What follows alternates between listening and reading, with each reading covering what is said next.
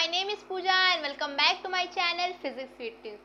तो आज के इस लेक्चर में मैं बताने वाली हूँ आप लोग को वेक्टर ट्रिपल प्रोडक्ट के बारे में। उसके प्रीवियस लेक्चर में हमने स्केलर ट्रिपल प्रोडक्ट के बारे में पढ़ा था। तो चलिए लेक्चर को स्टार्ट करते हैं बिना देरी किए हुए। तो वेक्टर प्रोडक्ट में हमेशा हम जब वेक्टर प्रोडक्ट करते हैं तो जो लास्ट में हमारा वैल्यू आता है वो हमेशा वेक्टर फॉर्म में आता है, यानी कि आई जे के फॉर्म में आता है। तो वेक्टर ट्रिपल प्रोडक्ट में भी लास्ट में जो वैल्यू आएगी वो वेक्टर के रूप में आनी चाहिए। और ट्रिपल मतलब 3 वेक्टर का हमें प्रोडक्ट करना है, यानी कि वेक्टर ट्रिपल प्रोडक्ट में साफ साफ यही मतलब होता है कि लेना है उस तीनों वेक्टर का प्रोडक्ट करना है और लास्ट में जो आंसर आए वो हमारा वेक्टर के रूप में होना चाहिए, और इसे ही कहते हैं वेक्टर ट्रिपल प्रोडक्ट के प्रोडक्ट। ठीक है, तो सबसे पहले हम क्या करते हैं, 3 वेक्टर लेते हैं। ठीक है, तो let vector A and vector B and vector C, और इन्हीं तीनों वेक्टर का हमें क्या करना है, वेक्टर ट्रिपल प्रोडक्ट करना है। तो क्या करेंगे, किस तरीके से क्या लाना है, वेक्टर के रूप में लाना है। तो ऐसे कर सकते हैं A cross B cross C, और जब इसको सॉल्व करेंगे तो लास्ट में वैल्यू हमारा वेक्टर के रूप में आएगा। कैसे आएगा, ए क्रॉस और बी क्रॉस सी का करेंगे तो मान लो कोई वेक्टर आएगा, और फिर जब 2 वेक्टर का हम क्रॉस प्रोडक्ट करते हैं तो वैल्यू वेक्टर आती है। जैसे कि हम बता दे रहे हैं, जैसे वेक्टर ए, आप आई होप आप लोगों को दिख रहा होगा, ए क्रॉस यहाँ पे करेंगे बी क्रॉस, ये हो जाएगा डी। ठीक है, मान लेते हैं कि बी क्रॉस सी की वैल्यू क्या है, डी, और लास्ट में ये दोनों वेक्टर है तो एक वेक्टर ही आएगा आंसर। और हमें यही तो करना था कि 3 वेक्टर लेना था, ट्रिपल लिखा है तो, और लास्ट में वैल्यू जो आए वेक्टर के रूप में आए, यही करना था। एक तरीका ये है, और एक तरीका एक और है कि हम ऐसे भी कर सकते हैं, A cross B and cross सी, ऐसे भी करेंगे। इसकी वैल्यू मान लो कि इसकी वैल्यू फिर अगेन मान लो कि डी है एंड ये सी है, और यहाँ पे क्या आएगा, एक वेक्टर ही आएगा। ये भी हमारे कंडीशन को फुलफिल कर रहा है। ठीक है, तो इस तरीके से भी हम रिप्रेजेंट कर सकते हैं वेक्टर ट्रिपल प्रोडक्ट को, और इस तरीके से भी रिप्रेजेंट कर सकते हैं वेक्टर ट्रिपल प्रोडक्ट को। ठीक है, देखिए इसके प्रीवियस लेक्चर में हमने इसके स्केलर ट्रिपल प्रोडक्ट में डॉट प्रोडक्ट भी किया था और क्रॉस प्रोडक्ट में किया था, और इसमें याद कर लीजिए वेक्टर ट्रिपल प्रोडक्ट में हम सिर्फ हर जगह क्रॉस प्रोडक्ट ही करते हैं, क्योंकि वैल्यू हमें लास्ट में वेक्टर लानी होती है, और स्केलर ट्रिपल प्रोडक्ट में लास्ट में वैल्यू स्केलर लानी होती थी। ठीक है, तो हमने समझ लिया अब कि कैसे रिप्रेजेंट करते हैं वेक्टर ट्रिपल प्रोडक्ट को। तो चलिए इसको थोड़ा अच्छे से लिख लेते हैं। क्या लिख लेते हैं कि वेक्टर ट्रिपल प्रोडक्ट वेक्टर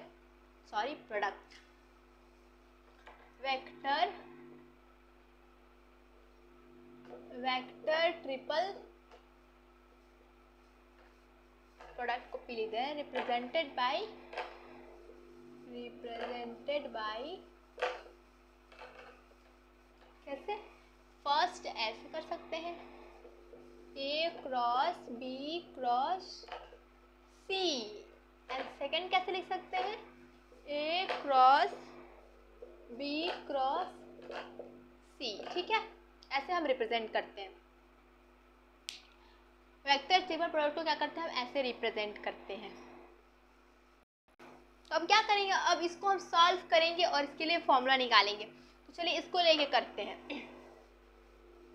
क्या, vector A cross B cross C, इसको सॉल्व 2 ही तरीके से कर सकते हैं। कैसे सॉल्व कर सकते हैं, एक तो हमें जो पहले से पता है कि क्या करते हैं, पहले का जो पहला वेक्टर है उसका मैग्नीट्यूड, एंड सेकेंड वेक्टर यहाँ पे बी क्रॉस सी है, इसका मैग्नीट्यूड, एंड क्या करते थे, साइन थीटा करते थे, और यहाँ पे एन कैप लिखते थे, और एन कैप क्या है, वो डायरेक्शन दिखाता था इसका जो वैल्यू लास्ट में आएगी। ठीक है, तो इसको इस तरह से भी निकाल सकते हैं।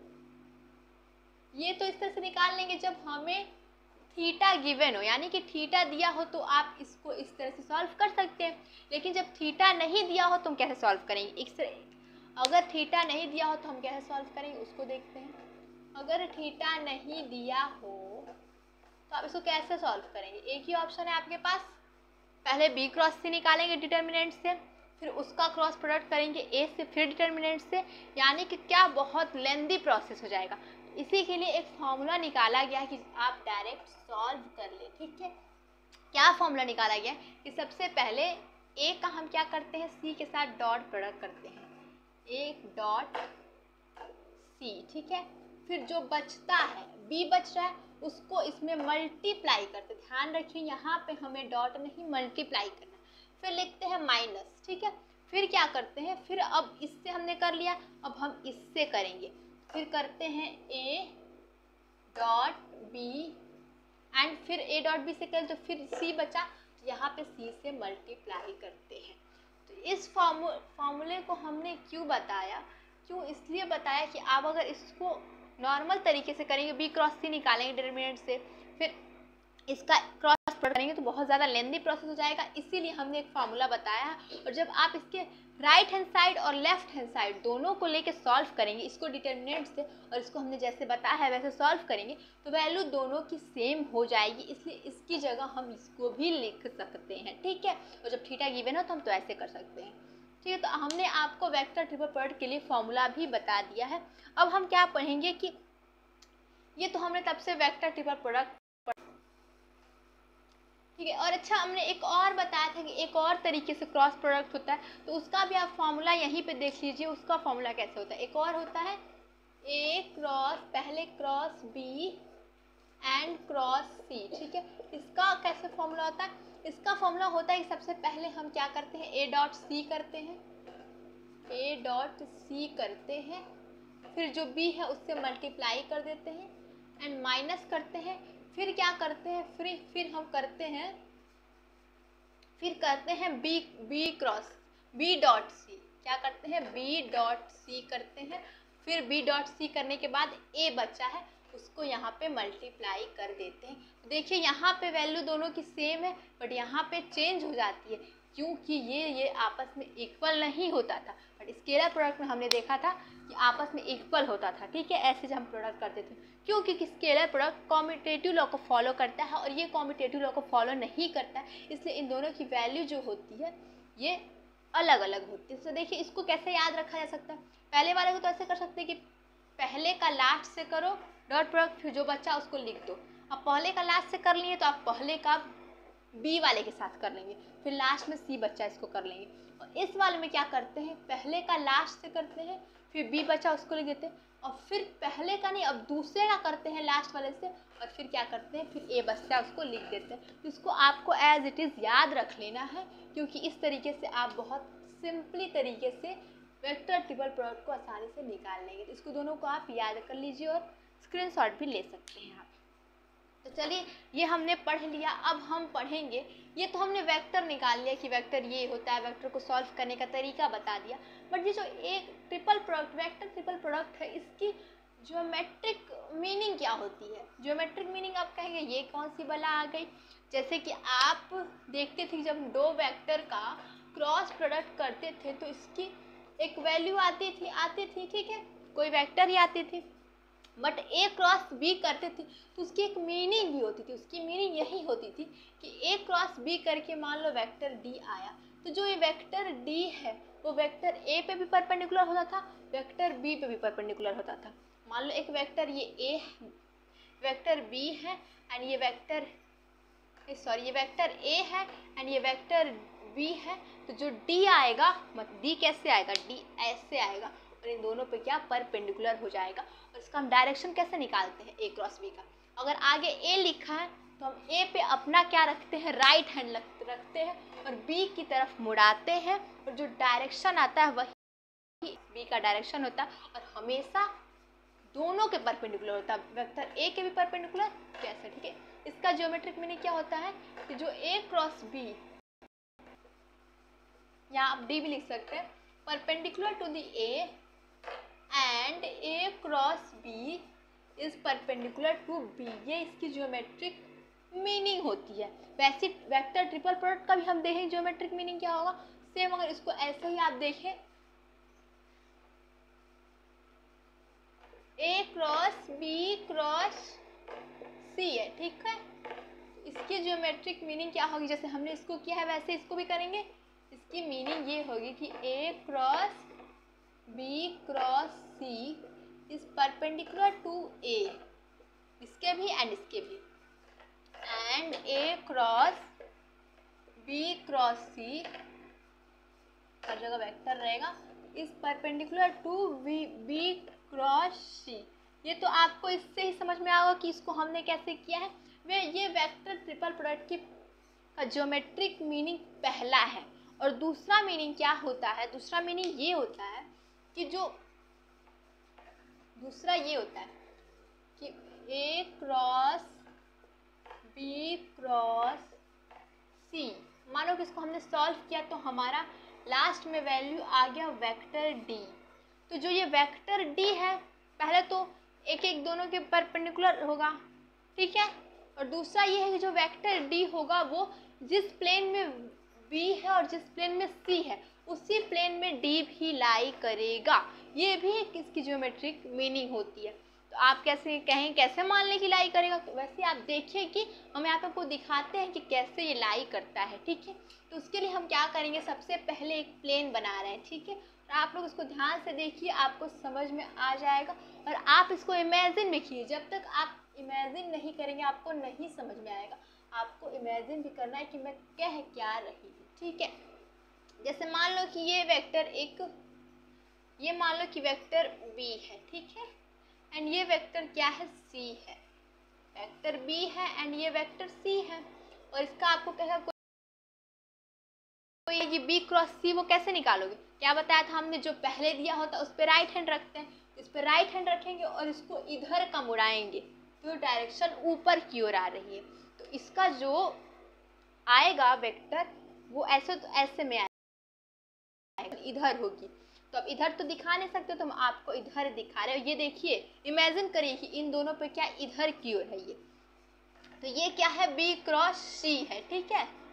इसको काम करते हैं, यहाँ पे कंफ्यूजन उसको मिटाइए, ठीक है। आप इसको पहले प्रॉपर्टी तो आपने देख लिया है, आप इसको लिख लीजिए, ठीक है। बी क्रॉस सी हो गया। और हम मानते हैं कि एक वेक्टर ए भी हमें लेना है कहीं। तो जब मान लो कि वेक्टर ए को हमने लिया है इस तरफ, ठीक है। और देखिए जब हम यहाँ पे राइट हैंड रख रहे थे तो जिधर की ओर ये खुला है उधर की ओर ही हमें मोड़ना है, ठीक है, उधर की ओर ही। तो अब हमें लास्ट में क्या निकालना है? Vector A cross B cross C. और इसका हम कैसे रखेंगे? हम फिर राइट हैंड को रखेंगे। तो पहले जो होता है उसी पे रखते हैं। पहले वेक्टर ए है तो हम ए पे राइट हैंड रखेंगे। तो अगर आपने ऐसे रख लिया तो बी क्रॉस तो सी इधर है, तो मोड़ेंगे तो इधर की ओर मुड़ जाएगा। इसलिए हम क्या करेंगे, इसको ऐसे का रखेंगे, ऐसे का, ठीक है। और जब ऐसे का रखेंगे और खुला की ओर मोड़ते हैं तो मोड़ेंगे, ऐसे मोड़ेंगे तो ये किधर जा रहा है? ऐसे मोड़ रहे हैं, ऐसे मोड़ रहे हैं तो ये इधर की ओर जा रहा है। जो वेक्टर लास्ट में डी आ रहा है वो ऐसे मोड़ेंगे तो इधर की ओर लाएंगे। तो बहुत लोग कह रहे हैं कि नहीं इधर मोड़ेंगे तो अंदर की तरफ जा रहा है। डायरेक्शन आपको अंदर की तरफ नहीं जा रहा है, क्योंकि ये वेक्टर ऐसे नहीं, ये वेक्टर जो ऊपर की ओर खड़ा है, ये वेक्टर जब ऊपर की ओर वेक्टर ऐसे है तो जब हम इसको ऐसे करेंगे, और ये भी मान लो ऐसे है, जैसे दो वेक्टर इधर ऐसे है और ये क्या है? खड़ा है। तो जब इसको हम इधर से मोड़ेंगे तो जो डायरेक्शन वो इधर की आएगी, इधर परपेंडिकुलर होगी। इसको आप ऐसे नहीं समझ, जब तक आप इसको इमेजिन नहीं करेंगे तब तक आपको नहीं।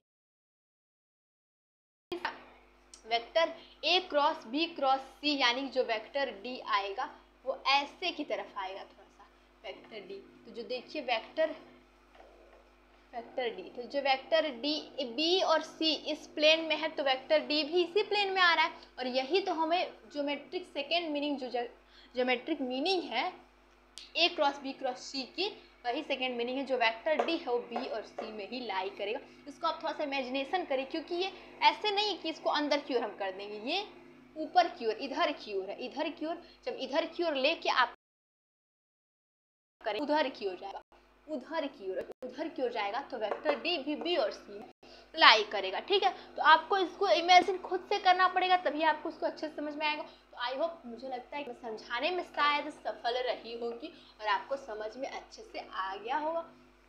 तो आप इसको ऐसे लिख सकते हैं कि पहली प्रॉपर्टी है कि जब हम पहली प्रॉपर्टी है वेक्टर ए क्रॉस, पहला ज्योमेट्रिक मीनिंग की vector A cross B cross C always perpendicular to vector A and vector B cross C. और सेकेंड क्या है? Vector A cross B cross सी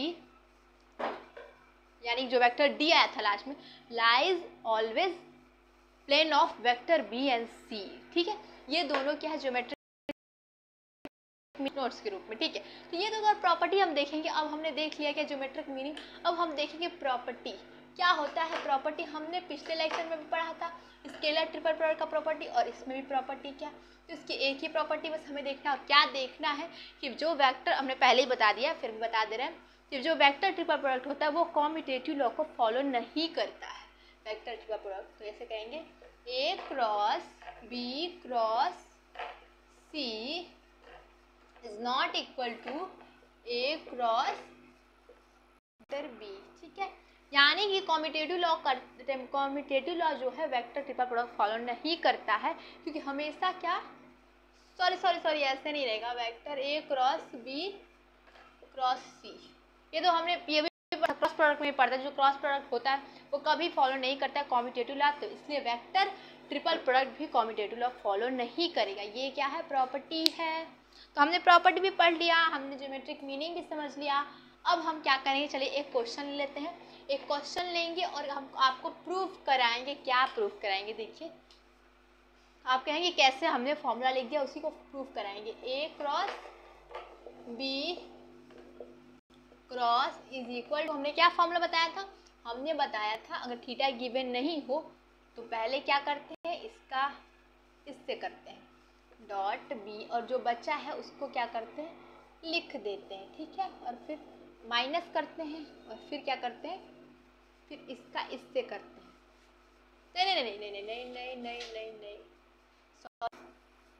ऐसे नहीं है, ऐसे होता था पहले, इसका लास्ट वाले में कर रहे थे तो ए डॉट सी करते थे, फिर जो बच्चा है वो मल्टीप्लाई होता था, इसको हमें एकदम अच्छे से याद करना है। फिर माइनस, फिर हम क्या करेंगे, फिर माइनस हम करते थे, ए डॉट सी हो गया, अब करेंगे ए डॉट बी, ठीक है, ए डॉट बी, और फिर क्या करेंगे, ए डॉट बी कर दिए तो सी बचा, तो यहाँ पे गुणे सी कर देते हैं, ठीक है। ये हमारा फॉर्मूला, और उसको हम प्रूफ करेंगे कैसे, ये इक्वल टू है, ये इक्वल टू ये, इसको क्या एक क्वेश्चन के रूप में सॉल्व कर लेते हैं। चलिए क्वेश्चन लिख लेते हैं, क्वेश्चन, ठीक है, और उसको यहाँ पे सॉल्व करेंगे, फिर वेक्टर। ये रहा आपका क्वेश्चन, और हम क्या करेंगे, दोनों तरीके से निकालेंगे और देखेंगे कि इक्वल आ रहा है कि नहीं। तो सबसे पहले हम क्या करते हैं, बी क्रॉस सी निकालते हैं। पहले हम लेफ्ट हैंड साइड लेंगे, ठीक है, लेफ्ट हैंड साइड क्या है, ए क्रॉस बी क्रॉस सी, ठीक है। और हम क्या करेंगे, अब ए क्रॉस एज इट इज लिखेंगे एंड क्रॉस बी क्रॉस सी निकालते हैं। बी क्रॉस सी कैसे निकालते हैं, हमने इसको डिटर्मिनेंट से पढ़ा है, कैसे निकालते थे, ऐसे निकालते थे, आई जे और के। सबसे पहले बी है तो बी का कोफिशिएंट क्या है, 1 1 एंड 1, और सी का फिर क्या कोफिशिएंट लिखेंगे, सी का 1 2 1 1 2 1, ठीक है। बी का 1 1 1 और इसका 1 2 1 है। इसको फिर सॉल्व करेंगे। इसको सॉल्व कैसे करते हैं, इसको सॉल्व करते हैं, इधर आगे एक क्रॉस रहने दीजिए, ठीक है। इसको सॉल्व करते हैं, पहले लिख देते हैं, इसको ब्रैकेट बना दीजिए, पहले लिखते हैं आई कैप, और उसके बाद आई कैप वाले को रो और कॉलम को हाइड करेंगे, फिर 1 में 1 का करेंगे 1 माइनस 2, ठीक है, ऐसे करेंगे।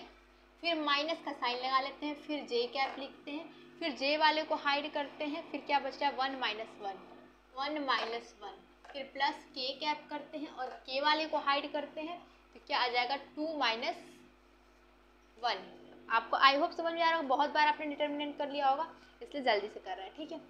नीचे दिख रहा है ना, एक क्रॉस, ठीक है, ये क्रॉस है, गुणा मत समझना, ठीक है। इसको सॉल्व करेंगे तो माइनस आई आएगा, और इधर क्या आ जाएगा, 0 जे आ जाएगा, और इधर प्लस क्या आ जाएगा, 2k आ जाएगा। ये क्या है, b क्रॉस c की वैल्यू। अब b क्रॉस c की वैल्यू, ठीक है, b क्रॉस c की वैल्यू a क्रॉस c, अब b क्रॉस c की वैल्यू ऐसे करें, यहाँ पे देखिए, यहाँ पे 1 k आएगा, ठीक है, k आएगा बस। अब क्या करेंगे, अब वेक्टर a का कोफिशिएंट क्या है वो देखेंगे, और इसका हम क्या करेंगे, सॉल्व करेंगे। तो कैसे सॉल्व करें, इसको क्या करना है, यहाँ पे कर लेना, ठीक है। यहाँ पे इसको सॉल्व करेंगे तो क्या आएगा, फिर डिटर्मिनेंट करेंगे, डिटर्मिनेंट अब ऐसे करेंगे, ठीक है, डायरेक्ट कर रहे हैं। यहाँ पे आई जे एंड के, पहले ए का कोफिशिएंट क्या है 2 2 2 2 2 2, फिर बी क्रॉस सी का जो लास्ट में आया कोफिशिएंट क्या है -1 एंड यहाँ पे 1, ठीक है। अब इसको सॉल्व करेंगे, अब इसको क्या करते हैं, इसको मिटा देते हैं, इसकी हमें ज़रूरत नहीं है, डायरेक्ट हम सॉल्व करके आंसर लाना है। तो इसको सॉल्व करेंगे तो क्या आएगा, पहले आएगा आई कैप, फिर आई कैप को हाइड करेंगे, 2 माइनस 0 आएगा, 2 माइनस 0 आएगा, फिर माइनस जे कैप करेंगे, और जे कैप करेंगे तो क्या आएगा 2 माइनस, और माइनस माइनस प्लस हो जाएगा, 2 माइनस 2 माइनस 0 आएगा, ठीक है, 2 माइनस 0 आएगा, फिर प्लस के कैप करेंगे, और के कैप करेंगे, और फिर क्या वैल्यू आएगा आपको, आई होप समझ में। नहीं, जे कैप को हाइड करेंगे तो 2, और फिर इसका करेंगे तो माइनस माइनस प्लस हो जाएगा, यहाँ 2 माइनस 2 प्लस 2 होगा, ठीक है। और यहाँ के वाले को हाइड करेंगे तो 0, फिर इधर माइनस माइनस प्लस 2 आएगा, तो वैल्यू लास्ट में क्या आ रही है, लास्ट में वैल्यू आ रही है 2i 4j and plus 2k, ये वैल्यू इसकी प्यारा है। तो राइट हैंड साइड भी हम सॉल्व करेंगे तो यही आना चाहिए, उसी को तो हमें देखना है। तो एक काम करते सब कुछ मिटा के और इसको लिखे रहते हैं, तो बाद में भूल जाएंगे कि वैल्यू क्या थी। तो चलिए अब क्या करेंगे, इसको हम नहीं मिटा सकते, इसको मिटा,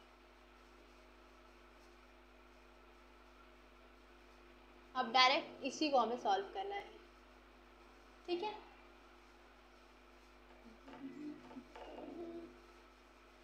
यहाँ इसको मिटाएंगे नहीं, यहाँ पे a cross b cross c, इसकी वैल्यू ये आई है लेफ्ट हैंड साइड। अब राइट हैंड साइड लेंगे,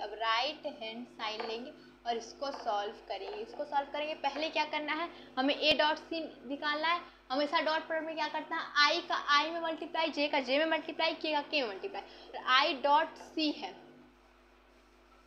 i डॉट सी इंटू यहाँ b रहेगा, ठीक है।